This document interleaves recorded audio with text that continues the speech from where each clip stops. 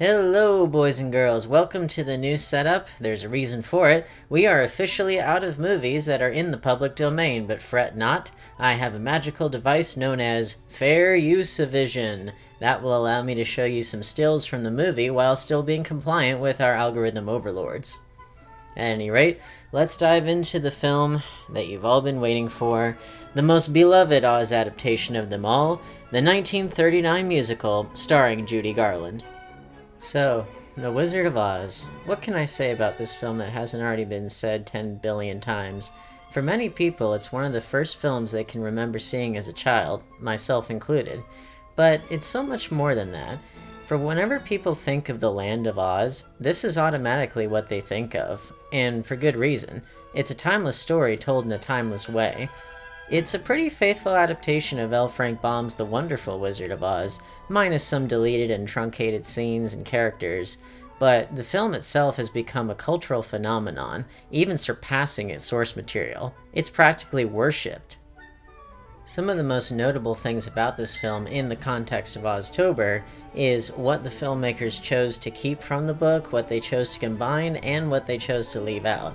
If you've read the book, you know that there are several characters and incidents that were left out and other things that were changed, such as Glinda the Good Witch of the North being a combination of the actual Good Witch of the North from the book and Glinda the Good Witch of the South. They just combined them into one character. The Wicked Witch of the West appears much more frequently in the movie and is a much more threatening presence early on. Plus, they made the Wicked Witch of the East her sister, which gives her more of a motivation to want to hunt Dorothy down and get the ruby slippers back. Even her appearance is noticeably different, but Margaret Hamilton's classic outfit and her green skin, her witchy nose, those have cemented what a witch looks like to us in the 20th and 21st centuries. The most notable example of a change from book to screen is the silver shoes versus the ruby slippers.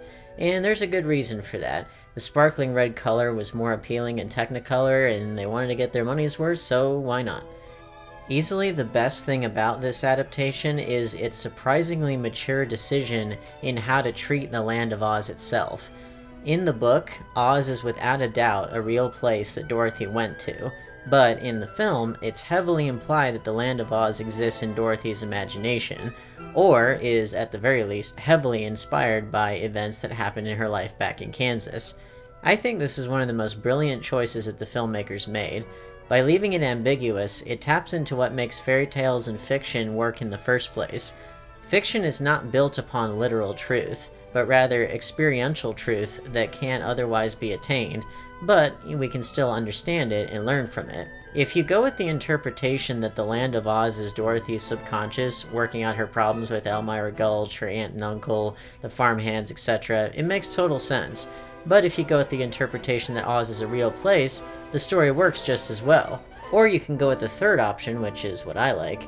I like to think that Oz is a real place, but that Dorothy, because she came from another world, is a great and powerful dreamer that's able to shape the Land of Oz around her subconscious memories and all the things from her life back home. This is further supported by the fact that future Oz adaptations such as Return to Oz and Oz the Great and Powerful would have characters in the real world contrasted with their Oz equivalents. Every movie made after The Wizard of Oz owes a tremendous amount of debt to it, particularly in the pacing department. This movie helped to shape three-act structure like no other movie before or since. The performances are sincere and often intense, with particular praise going to Judy Garland for playing an especially iconic and vulnerable Dorothy, and Margaret Hamilton for being the best witch in cinematic history and one of the most iconic villains of all time. The songs are immortal, including and especially Over the Rainbow, which has been widely praised as not just the greatest song in motion picture history, but one of the greatest songs ever recorded. The dialogue, the imagery, the scary moments, the funny moments, and the heartfelt moments are so ingrained in our culture that they've become totally inseparable in our collective minds. The Wizard of Oz is as American as blue jeans and apple pie. I could talk about this movie for 10 hours, so I better stop now. But needless to say, this movie from 1939, it is not aged at all. It's just as timeless now as it was then. And it's a movie that generations upon generations have discovered and rediscovered and fallen in love with the characters, the songs, the moments, everything that the film has to offer. And it's because, well, it's a masterpiece at every level. It accomplishes everything it sets out to do, and it speaks to children and adults with equal poignancy. I'd say go out and watch it right now, but let's face it, you already have. Still, it's one of those movies that you can never see too many times. It's that good.